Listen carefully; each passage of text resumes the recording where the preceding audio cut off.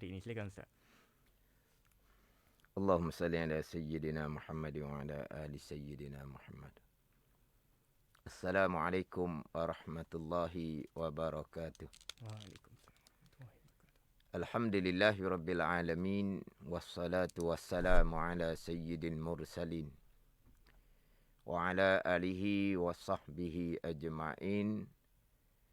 Rabbi syrah li sadri wa yassir li amri.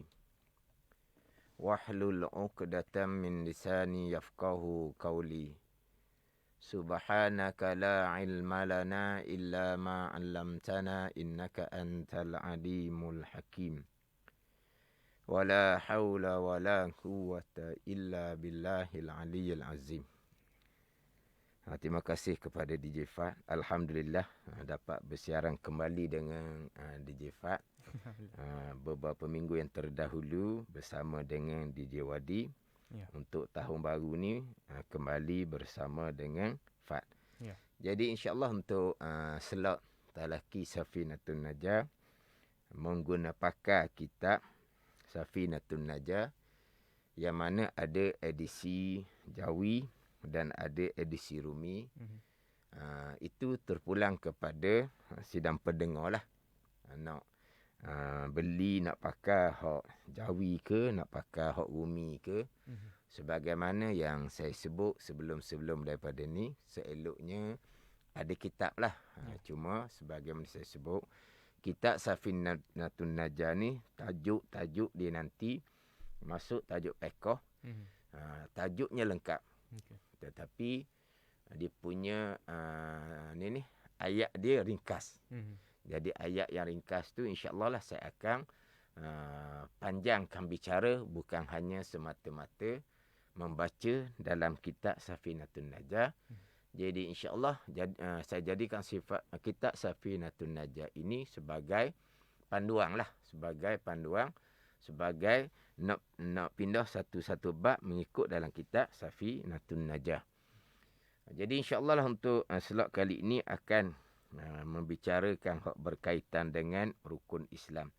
Jadi kalau hak edisi Jawi ni muka surat 2 baris yang keempat daripada atas. Kemudian edisi Rumi itu atas pendengar sendirilah yang tanda muka surat, sebab saya hanya pakai hak Jawi sahaja. Jadi hak edisi Jawi muka surat 2 baris yang keempat daripada atas. Qala al-muallifu rahimahullahu ta'ala wa nafa'ana bi'ulumihi amin. Arkanul Islami khamsatun. Syahadatu an la ilaha illallah wa anna Muhammadar Rasulullah wa iqamus salah wa ita'uz zakah wa saumu ramadana wa hijjul baiti man istata'a ilaihi sabila. Terjemahan dianya, bermula segala rukun Islam itu 5.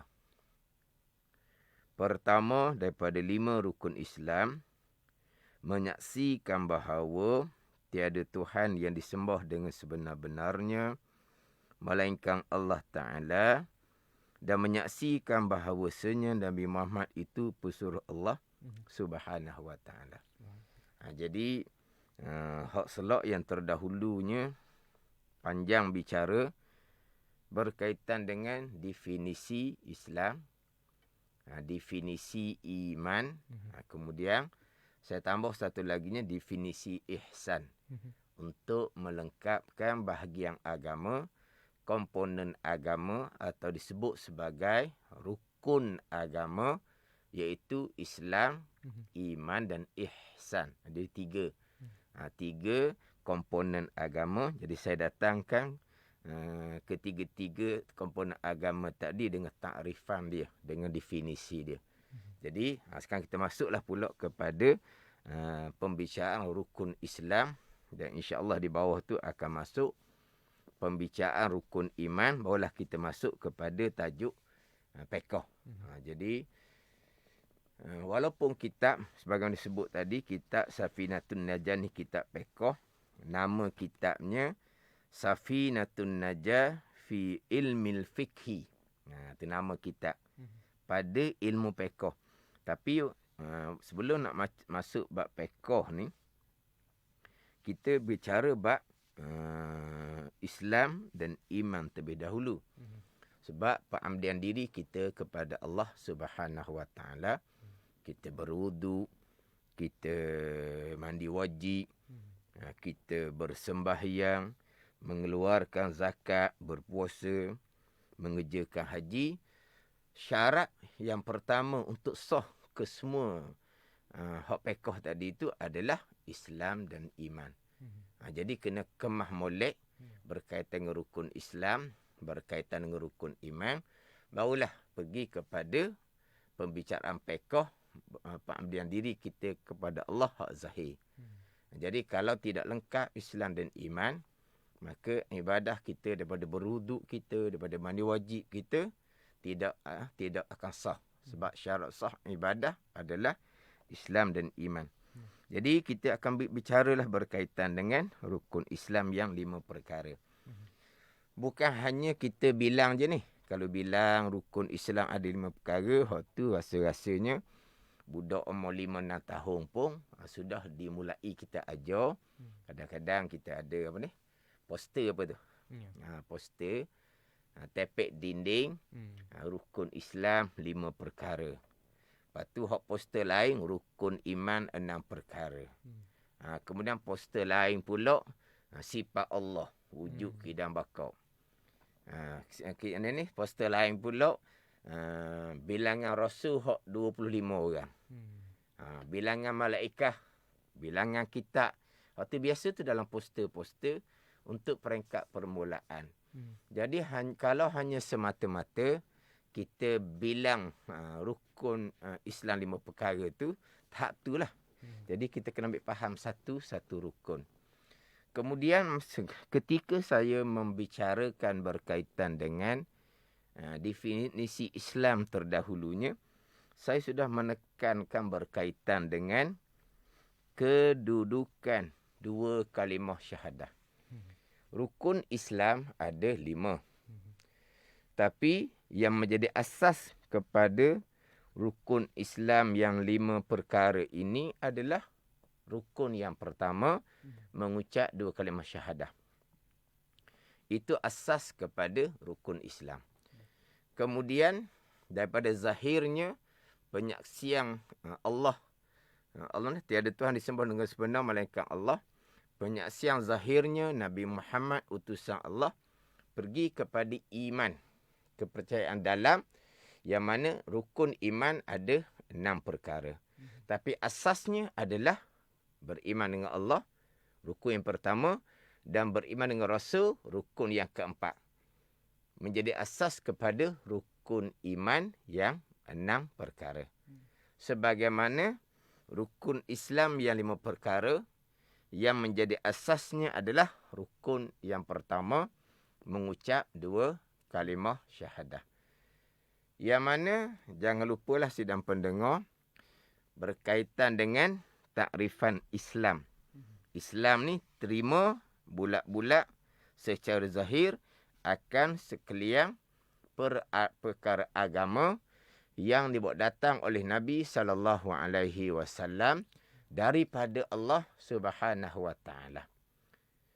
Jadi apabila penyaksian kita Allah Ta'ala jua Tuhan, penyaksian kita Nabi Muhammad utusan Allah Subhanahu Wa Taala, berarti kita akan terima sekalian perkara agama yang datang daripada Allah, yang mana penyaksian kitanya hanya Allah jua Tuhan. Dibawa datang pula oleh Nabi SAW agama ni, yang mana penyaksian kita yang kedua, penyaksian Nabi Muhammad utusan Allah. Nabi Muhammad Rasulullah, utusan Allah. Mana apa Nabi Muhammad utusan Allah ni? Nabi menjadi utusan Allah bawa perkara agama. Jadi apabila Nabi ni Rasulullah, penyaksian kita ni, syahadah yang kedua, wa asyhadu anna Muhammadar Rasulullah, aku naik saksi bahawa Nabi Muhammad ialah utusan Allah. Bila penyaksian kita Nabi Muhammad utusan Allah, menjadi utusan kepada Allah Ta'ala, yang mana Allah Ta'ala jua Tuhan kita. Jadi apa yang Nabi SAW bawa, pastilah kita sebagai orang Islam akan terima sekaliannya. Sama ada dalam bab akidah, perkara gaib, sama ada dalam bab ibadah, sembahyang, puasa, zakat dan haji, sama ada dalam bab muamalah, sama ada dalam bab munakahat, bab munakahat, bab nikah, bab cerai, bab tebuh tolak, bab zihar contohnya, kita akan terima. Dalam bab janayat pun akan terimalah. Bab kisah, diat, hudud akan terima. Sebab apa? Itu kesemuanya adalah perkara agama yang datang daripada Allah Subhanahu Wa Taala, yang dibawa kepada kita ni oleh Rasulullah sallallahu alaihi wasallam, yang mana kita sudah bersyahadah, bersaksi bahawa Allah jua Tuhan kita, Nabi Muhammad utusan Allah. Jadi sebagai orang Islam akan terima segala-gala perkara agama yang datang oleh Rasulullah, utusan Allah Subhanahu Wa Taala. Jadi daripada Islam, definisinya terima bola-bola segala ketetapan Allah. Kalau compare balik dengan rukun yang pertama yang menjadi asas kepada rukun Islam yang 5, jual molek lah. Kenapa kau Islam ni terima bulat-bulat segala ketetapan Allah? Sebab penyaksian kita syahadah Allah jua Tuhan kita. Tak ada Tuhan yang lain daripada Allah. Jadi apabila Allah jua Tuhan kita, Allah datangkan perkara agama, tak ada pilihan lah kitanya. Kalaulah fardu takdir, ada dua Tuhan, jadi Allah Ta'ala menetapkan satu hukum yang kita berasa tak boleh nak turut hukum Allah ni. Kita tengok hukum Tuhan yang kedua lah. Tengok takut sesuai join dengan nafsu kita contohnya. Tapi sekarang ni, syahadah yang pertama, asyhadu an la ilaha illallah, aku naik saksi tiada Tuhan melainkan Allah. Hanya Allah jua Tuhan. Jadi kalau perkara agama ni datang dari Allah jua Tuhan, kita tidak ada pilihan. Yang mana dahulu saya buat contoh lah. Contoh. Kalau kita bekerja, tiba-tiba bos kitanya, seorang tu je bos kitanya. Jadi kita nak pergi ke mana? Tak boleh nak oeh lah. Melainkan kena berhenti kerja je lah. Contoh. Sama juga, bila perkara ni datang daripada Allah, tak boleh nak oeh lah kitanya. Melainkan kita keluar daripada bumi dan langit Allah Subhanahu Wa Taala. Jangan duduk di bumi Allah. Jangan bernaung di bawah langit Allah Subhanahu Wa Taala. Jangan bernafas dengan udara milik Allah Subhanahu Wa Taala. Kita cari tempat lain. Tapi tak ada dah, Allah jua Tuhan. Sama macam tadi. Kalau kita bekerja, bos kita seorang je, tak boleh lah. Selagi nak kerja di situ. Kalau ada dua bos, satu bos ni, tak nak turut dia. Kita minta nak tukar bos yang kedua. Nak ikut bos yang pertama, adalah jalan. Adalah pilihan. Tapi kalau satu bos, tak ada pilihan. Jadi syahadah kita, Allah Ta'ala jua Tuhan. Jadi kita ada pilihan. Tak ada pilihan lah. Kita kena terima segala perkara agama yang datang daripada Allah Subhanahu Wa Ta'ala. Sebab itulah, kalau sini saya pernah tengok lah dalam, macam saya sebut tadi kan, kadang-kadang kita beli poster apa semua kan. Poster tu poster bacaan sembahyang. Kemudian poster tu bacaan sembahyang disertakan dengan terjemahan. Tapi saya tengok ni lah. Cuma terjemahan itu terjemahan Indonesia. Jadi adalah perkataan tu lain sedikit lah. Cuma yang saya nak sentuh di sini, terjemahan doa iftitah. Doa iftitah tu kan. Musliman wa ma ana minal musyrikin tu. Hanifan muslima wa ma ana minal musyrikin. Terjemah musliman tu diterjemah dengan orang yang serah diri. Wa ma ana minal musyrikin. Dan tidak adalah aku di kalangan orang yang menyekutukan Allah Subhanahu Wa Taala. Diterjemah dengan Muslim tu orang yang serah diri. Apa maksud serah diri? Tak ada pilihan lah. Sebab apa? Sebab hanya Allah jua Tuhan. Serah diri je lah. Allah kata hukum begini. Beginilah kita ni. Bak ibadah, bak muamalat, bak munakahat, bak janayat. Allah kata hukum janayat ni begini. Kalau bunuh, hukum dia begini. Kalau zina, hukum dia begini. Kalau tuduh zina, qazaf, hukumnya begini, 80 sebab. Minum arak, hukumnya begini. Mencuri, merampok, hukumnya begini. Quran yang perintah kepada kita. Maka, Musliman, orang yang serah diri. Terima je lah. Tak usah doa lah. Lepas tu pelaksanaan, melaksanakan hukum agama Allah secara syumul, secara menyeluruh, itu pergi kepada ihsan. Ini bicara bab Islam terlebih dahulu ni. Bicara bab Islam. Ihsan terlepas dah bicara. Kita bicara bab Islam, terima. Jangan pertikar, jangan bersoal. Sebab apa? Sebab Musliman, terjemahan hak kata poster bacaan sembahyang, tajuk dia lah, bacaan sembahyang, serta terjemahan di poster tu. Jadi maknanya Musliman, orang yang serah diri. Dan tidak adalah aku ni di kalangan orang yang menyekutukan Allah Subhanahu wa ta'ala. Dan saya pernah dengar lah, Tuan Guru, Tok Guru yang berceramah, dia kata Musliman orang yang tidak ada pilihan. Itu begitu. Sama je lah. Orang serah diri tu mana orang tak ada pilihan lah. Kalau ada orang ada pilihan, serah diri. Tak ada pilihan. Takkan serah diri akan lawan. Jadi serah diri tu tak ada pilihan. Ada Tuan Guru terima. Musliman orang yang tiada pilihan. Maknanya apa? Kena terima apa perkara agama yang datang dari Allah. Sebab apa? Sebab syahadah kita. Asyhadu an la ilaha illallah. Penyaksian bahawa tiada Tuhan yang disembah dengan sebenar melainkan Allah Subhanahu wa ta'ala. Kemudian yang bawa agama kepada kita adalah Nabi Muhammad sallallahu alaihi wasallam. Nabi Muhammad ni pula penyaksian kita. Wa asyhadu anna Muhammadar Rasulullah. Penyaksian Nabi Muhammad sallallahu alaihi wasallam utusan Allah. Nabi sallallahu alaihi wasallam utusan Allah ni bukan bawa macam mana nak menjadi kaya dak. Nabi yang diutusan Allah bawa hukum hakam agama. Jadi syahadah ni kena faham molek. Bab syahadah kena faham molek. Dia menjadi asas kepada rukun Islam yang 6 perkara. Menjadi asas pada rukun Islam yang 6 perkara. Kita kena faham definisi Islam. Kita kena faham kedudukan rukun Islam yang pertama. 2 kalimah syahadah yang menjadi asas kepada Islam. Kena faham molek situ. Sebab itulah terkadang apabila disebut perkataan seumpama ni, perbuatan seumpama ni menyebabkan terbatal Islam kamu. Waliyazabillah. Terkadang disebut terbatal syahadah tu. Bercakap seumpama tu. Terbatal syahadah tu. Kalau buat seumpama tu. Jadi batal Islam kadang-kadang disebut dengan batal syahadah.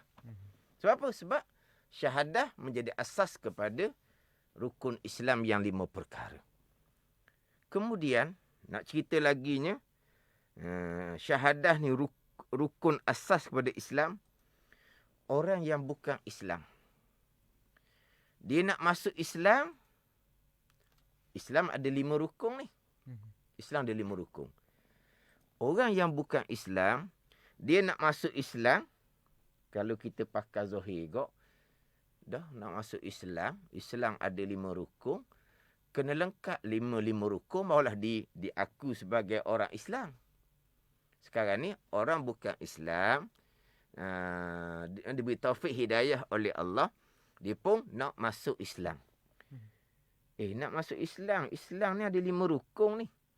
Kamu kena lengkapkan ke-5 rukun ni barulah kamu diiktiraf sebagai orang Islam. Barulah pihak berkuasa boleh mengeluarkan apa ni?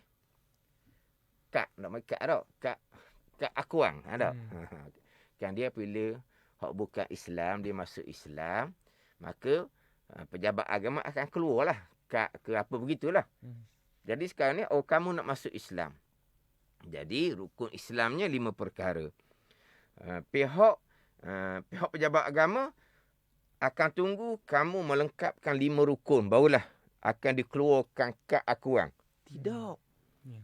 Mengucap 2 kali syahadah saja sudah diiktirafkan sebagai orang Islam. Dan sudah sah dia sebagai orang Islam. Hak iktiraf tu hak hukum hak jabat agama tu. Mak dari segi hukum agama pun begitu. Mengucap sahaja dia kalimah syahadah sudah diiktirafkan sebagai kamu ni orang Islam. Dah macam mana pula baru 1 rukun barunya. Lagi 4 rukun macam mana? Lagi 4 rukun macam mana? Kan kita kan nak panggil satu-satu perkara kena lengkap rukun. Barulah dikira. Macam contoh. Rukun wuduk ada 6. Nak panggil wuduk kena lengkap lah 6. Rukun semayang ada 13. Nak panggil semayang lengkap lah rukun semayang 13. Sekarang ni orang yang bukan Islam nak masuk Islam. Nak jadi sah Islam, nak jadi diiktiraf sebagai orang Islam, kena lengkap kelima-lima. Tak. Rukun yang pertama sahaja. Mengucap 2 kalimah syahadah, sudah sah dia sebagai orang Islam dan pihak berkuasa agama pun sudah keluar keakuan. Jadi seolah-olah Islam ni 2 kalimah syahadah. Ya, 2 kalimah syahadah lah yang menjadi asas kepada Islam. Mengucap sahaja sudah sah dia sebagai orang Islam. Fardu takdir. Dia ni, tapi waktu dia dengan Tuhan lah. Dia masuk Islam ni nak kepada berkahwin dengan orang Islam. Berkahwin dengan orang Melayu. Dia pun kena masuk Islam. Lepas daripada tu, zakat, semayang, zakat, puasa, haji, tak ada pernah dibicarakan. Tak ada. Semayang pun tak pun. Dia berkahwin pula. Kebetulan, hak Melayu tu Melayu gitu. Melayu gitu. Hak jenis, hak tak semayang juga. Hak Melayu gitu. Dia Melayu. Panjang Melayunya. Semayang pun tidak. Jadi apabila dia berkahwin dengan orang Islam yang semayang pun tidak, maka sama telah lah dia baru masuk Islam. Sama telah dah dia yang baru masuk Islam. Tak ada bimbingan lah kalau gitu kok. Dia hak bimbingan yang dianjur oleh pihak berkuasa agama. Hak tu tak pergi pun surat akuan Islam tu tak ditarik balik. Ke diwajibkan? Tak ada tu sukarela je. Dia masuk Islam. Maka dia adalah khusus. Khusus saudara baru tu kan. Adakah wajib hadir? Wallahu a'lam lah. Pak tak tahu tau. Di sekarang ni memang dia ada khusus kan. Khusus mu'alaf. Kan dia ada kelas untuk memahamkan agama kepada mu'alaf yang baru masuk Islam ni. Khusus ni dianjurkan oleh pihak berkuasa agama lah. Adakah yang baru masuk Islam ni diwajibkan? Kalau tak hadir maknanya akan dicari ataupun akan ditarik balik surat akuan Islam. Wallahu alam lah. Tapi setakat yang saya tahunya atas diri sendirilah. Jadi siapakah yang paling hampir untuk bimbing hak mu'alaf ni kepada Islam? Dari lepas daripada mengucap dia berkahwin, pasangan dia lah yang paling hampir. Keluarga pasangan dia, keluarga mertua dia yang paling hampir. Tapi kalau pasangan tu memang jauh daripada agama, tak semayang, tak apa semua, maka kekal tak semayang. Jadi macam mana hukum sebagai orang Islam? Tetap dihukumkan sebagai orang Islam. Walaupun kita kata kok selama-lama syahadah je hak dia ada. Rukun yang kedua, ketiga, keempat, kelima, tak ada. Kosong. Islam dianya. Walaupun sampai ke mati begitu, Islamlah dianya.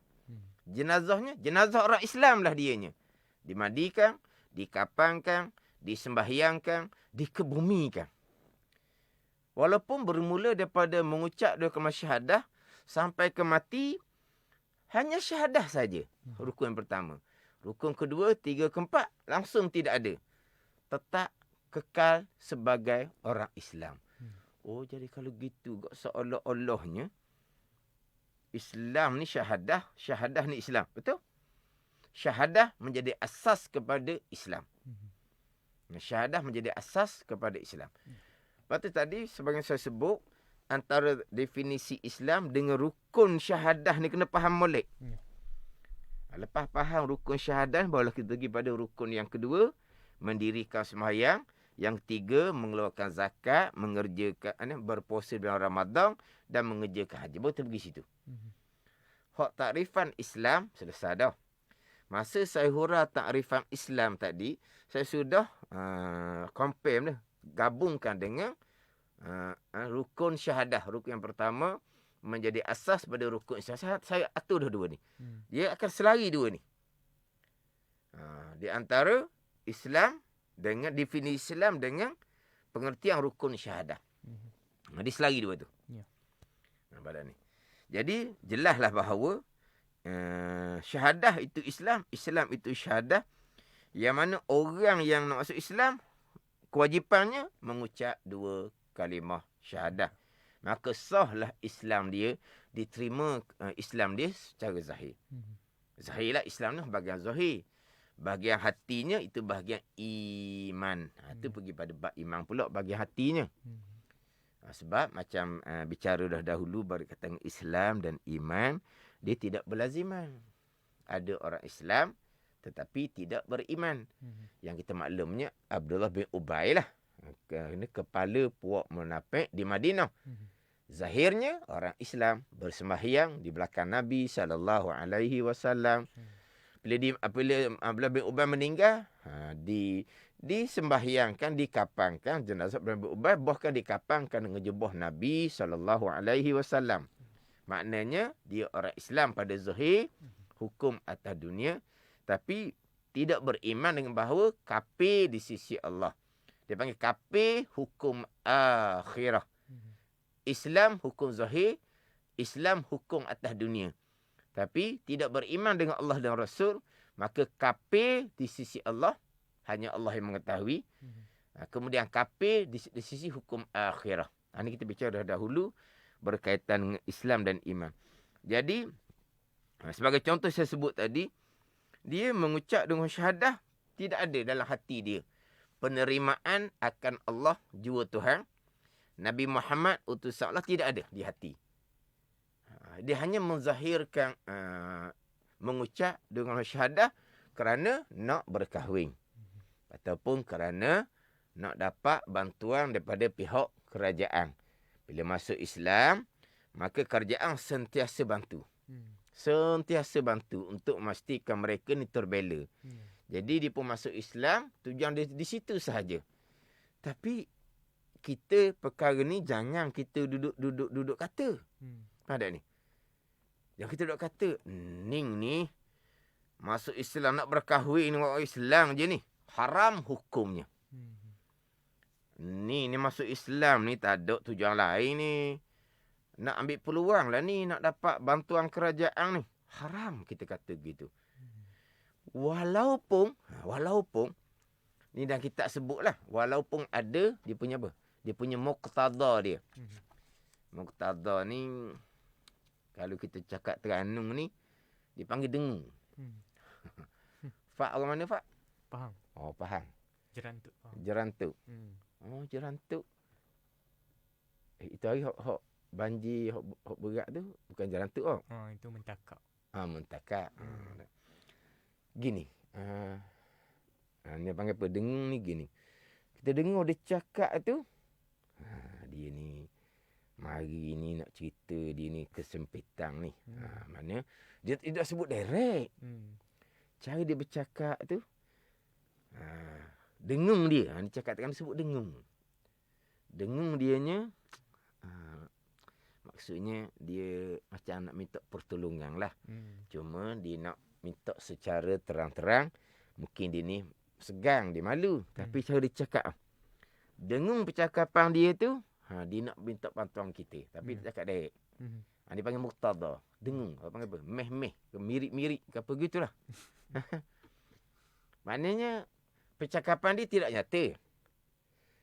Tapi cara dia bercakap tu dengungnya dia kesusahan nak minta kita tolong dia. Okay. Tapi dia sebut dak. Dia susah. Dia sebut dak dia nak tolong kita. Dia tak sebut. Tu percakapan dia tu makna kita boleh faham. Dengung dia panggil. Jadi sekarang ni kita tengok peseng ni masuk Islam ni nampak peseng. Betul lah ni. Ni peseng nak kerana nak berkahwin dengan Melayu je ni. Haram kita kata. Kamu ni masuk Islam hanya nak berkahwin, kamu tidak beriman pun Allah dan Rasul. Jangan. Sebab apa? Itu hubungan dia dengan Allah Subhanahu Wa Taala. Urusan dia dengan Allah Subhanahu Wa Taala. Hubungan kita dengan sesama kita ni sebagaimana hak zahir saja. Dia mari mengucap dengan kalimah syahadah dengan sukarela.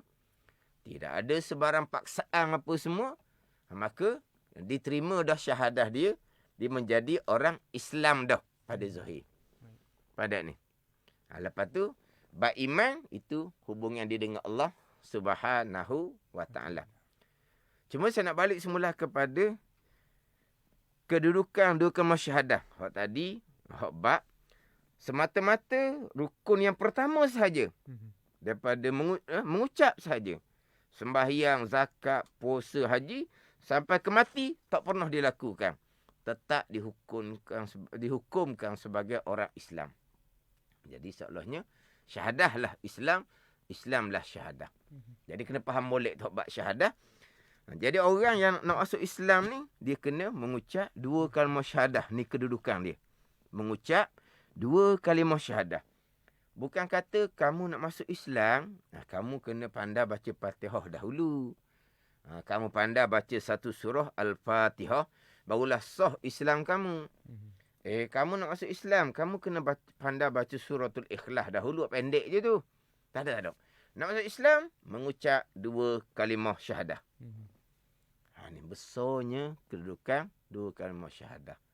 Mati segera dianya lepas dia mengucap. Sampai ajal, sampai masa dia. Maka dia adalah orang Islam. Dia adalah orang Islam. Jenazahnya dimuliakan sebagaimana orang Islam bila telah mengucap dua kalimah syahadah. Kemudian dia mengucap dua kalimah syahadah serta hati dia pun membenarkan Allah jua Tuhan.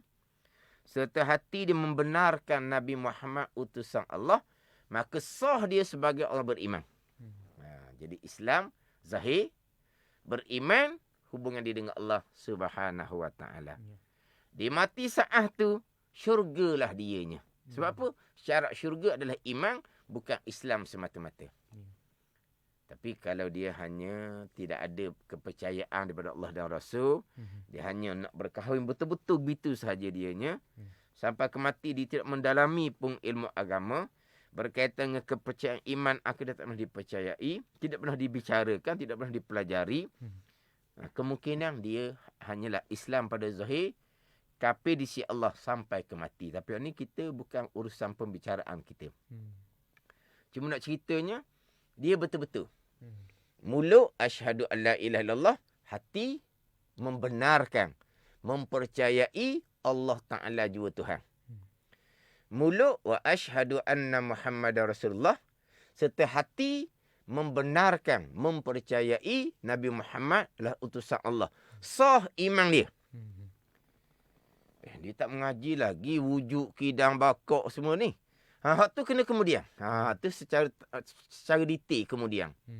Tapi ketika dia mengucap, hati dia percaya akan Allah secara ringkas lah, sebab dia jahil, ilmu dia tak ada.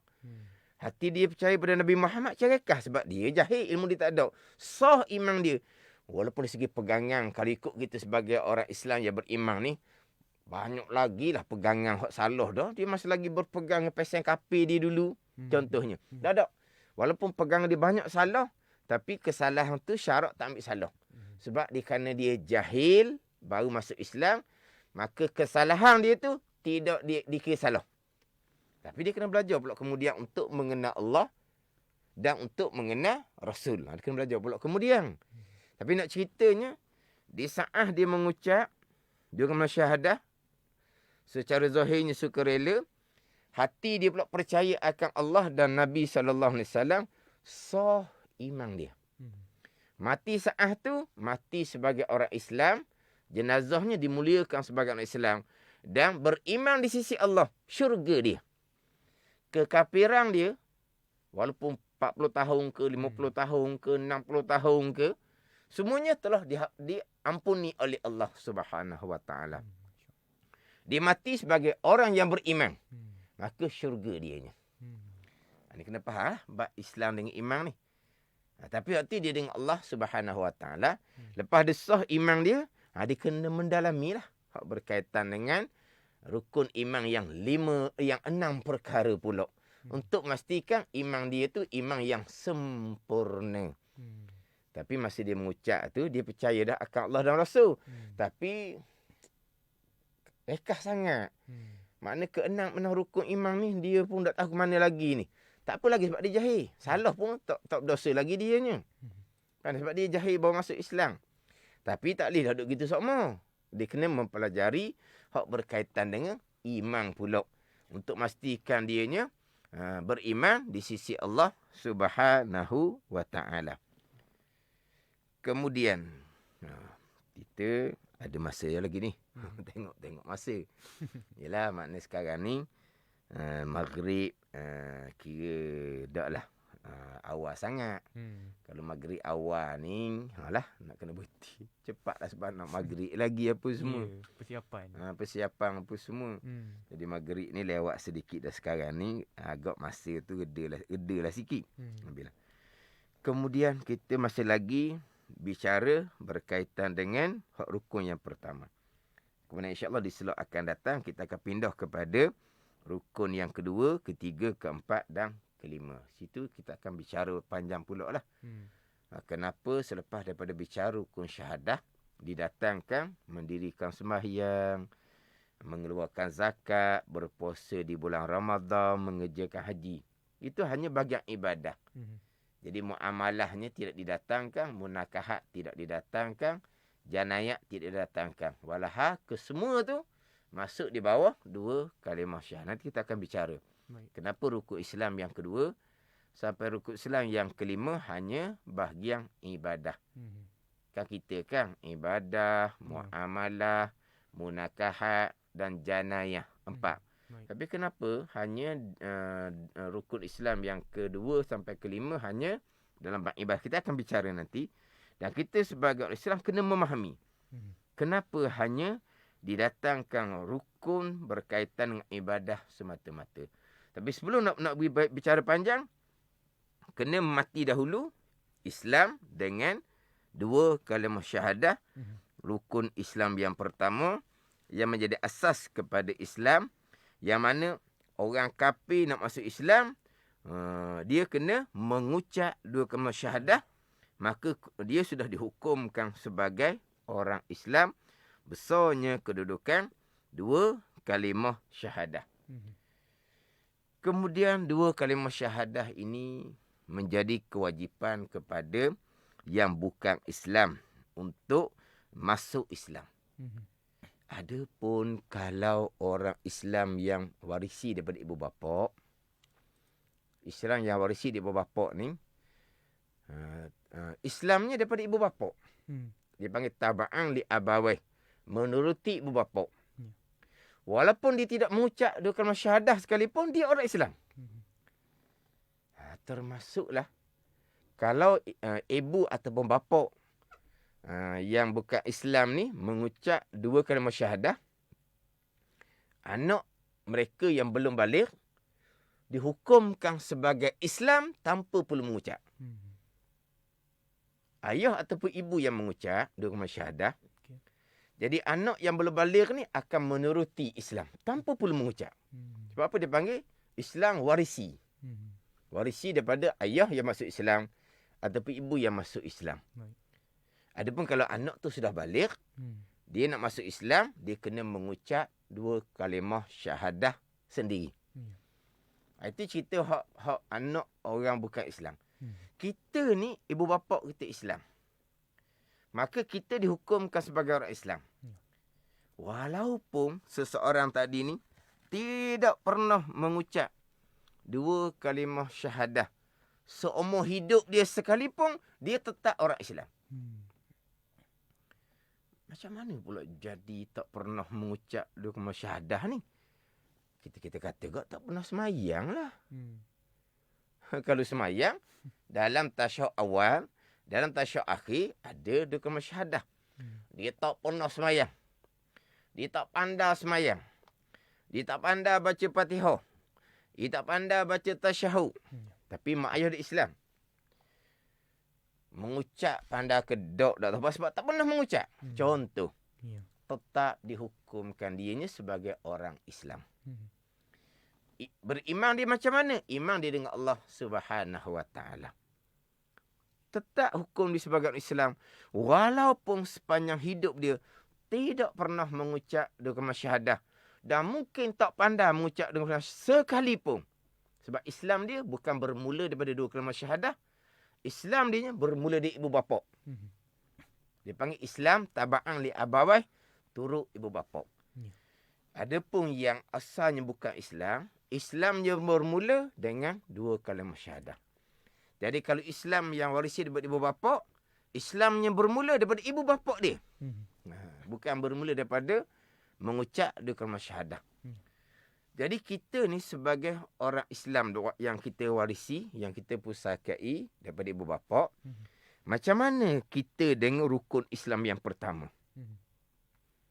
Kita setakat terima bahawa dua kalimah syahadah adalah rukun Islam. Gitu ya. Jangan engkar. Jangan engkar dua kalimah syahadah ni bukan rukun Islam, jangan.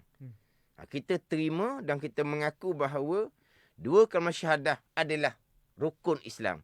Dua kalimah syahadah adalah perkara yang datang oleh Nabi SAW. Itu saja. Jangan engkar dua kalimah syahadah. Itu sebagai orang Islam. Orang yang bukan Islam, dia kena mengucap dua kalimah syahadah. Kita orang Islam yang kita warisi di ibu bapa, kita terima dua kalimah syahadah adalah rukun Islam yang pertama. Pernah berlaku orang Islam dia tolak syahadah. Dia tolak syahadah yang kedua. Syahadah yang pertama dia terima, syahadah yang kedua dia tolak. Dia tolak wa asyhadu anna Muhammadar Rasulullah. Tak betul wa asyhadu anna Muhammadar Rasulullah. Aku nak saksi bahawa Nabi Muhammad utusan Allah. Berarti Nabi Muhammad aja utusan Allah. Nabi Adam bukan utusan Allah. Nabi Ibrahim bukan utusan Allah. Ni persoalan dia. Nabi Musa, dah kamu kata Nabi Muhammad utusan Allah. Nabi Muhammad utusan Allah. Tapi bukan utusan Allah jua. Bukan Nabi itu seorang utusan Allah. Nabi Muhammad utusan Allah. Nabi Muhammad utusan Allah ni cerita tak Nabi Adam? Cerita. Kita pun beriman akan Nabi Adam Rasulullah. Nabi Muhammad utusan Allah ni cerita tak Nabi Ibrahim? Cerita. Kita beriman Nabi Ibrahim utusan Allah. Sebab Nabi Muhammad utusan Allah yang cerita pada kita. Tapi ada golongan dia tolak syahadah yang kedua. Kalau kita syahadah yang kedua dia kata seolah-olah tolak Nabi Adam, tolak Nabi Ibrahim, tolak Nabi Musa sebagai Rasulullah. Tidak. Bila kita menyaksikan Nabi Muhammad utusan Allah, Nabi Muhammad cerita rasul-rasul yang lain. Kita akan terima sekalian rasul-rasul yang lain. Sebab apa? Sebab Nabi Muhammad utusan Allah yang cerita berkaitan dengan rasul-rasul selain dari Nabi Muhammad sallallahu alaihi wasallam. Jadi kita sebagai orang Islam, kita terima syahadah sebagai rukun Islam yang pertama. Walaupun kita tak mengucap, tapi kita mengucaplah rukun syahadah sebab kita bersembahyang. Orang bang dimucap dua kalimah syahadah. Jadi insya-Allah untuk slot akan datang, saya akan menyambung balik berkaitan dengan rukun Islam yang kedua sampailah kepada rukun Islam yang pertama. Wallahu a'lam. Baik, jadi terima kasih diucapkan kepada Al-Fadil Ustaz Wan Junaidi bin Wan Jaafar atas ilmu yang diberikan pada petang ini, dan syukur Alhamdulillah juga kepada anda semua yang mendengarkan kami di siaran frekuensi ataupun yang menonton kami secara live di ruangan Facebook Manis FM. Juga yang komen di sini, kita ada Puan Maria Muhammad, kita ada Nick Fauzan, Syarina Jahari yang menerangkan balik apa yang Ustaz kongsikan pada petang ini. Syukur Alhamdulillah. Jadi kepada anda semua, sahabat-sahabat kita menggalakkan anda semua menjadikan rutin untuk tahun yang baru ini. Pastinya kita lakukan sesuatu yang lebih positif. Anda kongsikan video ini yang kami kongsikan di Facebook Monitor FM ini supaya yang lain juga dapat ilmu yang sama, supaya yang lain juga dapat mengubah kehidupan kita menjadi lebih baik. Jadi kepada anda semua juga, kalau nak dengarkan lagi lebih banyak perkongsian ilmu, intelektual dan sebagainya, anda boleh bersama dengan saya, Fad dan juga Fia. Setiap hari Ahad hingga Khamis jam 5 petang, kita akan bersama dengan panel jemputan. Banyak yang kami akan kongsikan bersama dengan anda semua. Pastinya untuk tahun yang baru ini, banyak kupasan tentang isu-isu yang sedang hangat diperkatakan oleh kita pada ketika ini. Jutaan terima kasih buat anda semua yang jadikan Manis FM ini setiap hari Jumaat jam 6 petang ini sebagai wadah ilmu anda semua. Jutaan tahniah buat anda semua daripada tahun lepas hinggalah power kepada tahun ini. Semoga kita semua menjadi seorang manusia yang lebih berilmu khususnya. Jadi sebelum kita tamat hari ini, Ustaz, untuk doa penutup kita pada hari ini, silakan. Bismillahirrahmanirrahim. Alhamdulillahirabbil alamin. Wassalatu wassalamu ala sayyidil mursalin wa ala alihi wa sahbihi ajma'in. Allahumma aftah alaina futuhal arifin. Allahumma allimna ilma akadamin. Wa fahimna famasabikin. Warzuqna ruqat talibin. Allahumma zidna ilma wa alhiqna bis salihin. Wa sallallahu ala sayyidina Muhammadin wa ala alihi wa sahbihi wa sallam. Walhamdulillahi rabbil alamin. Wassalamualaikum warahmatullahi wabarakatuh. Waalaikumsalam.